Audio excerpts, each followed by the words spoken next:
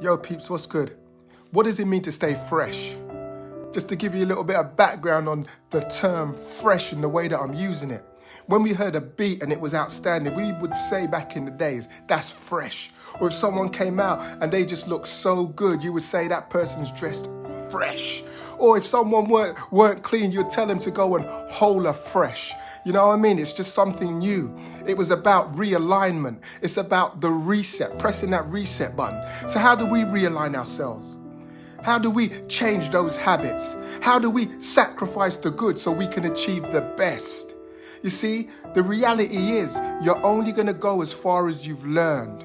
You see, where your experience ends, that's the time when you should be drawing on the experience of others that have gone before you. You have to use their wisdom and use their knowledge, because you can only go as far as you've experienced. So what are you going to do today? How are you going to stay fresh? How are you going to really just revolutionize your learning and your understanding so that it can impact your experience, so you can go beyond where you've been before? How are you going to sit on the shoulders of giants, those giants that have left their experience in print?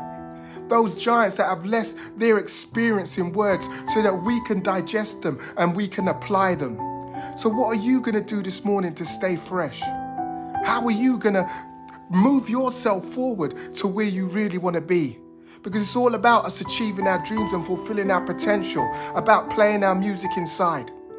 The sad thing is, every time I pass a cemetery, it reminds me of a time when I was younger, when I walked through that cemetery and I began to read the inscriptions on the tombstones. And so many people died young. So many people died without realizing their potential. So many people died without fulfilling and playing their music inside. How many people are locked away in prison, unable to play their music inside? We have an opportunity to find and play our music inside. Let's not waste it.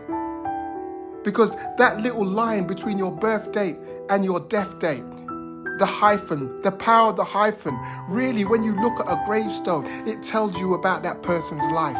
That little line, what they did with their life. What are you going to do with yours? It's time that we stay fresh. Peace.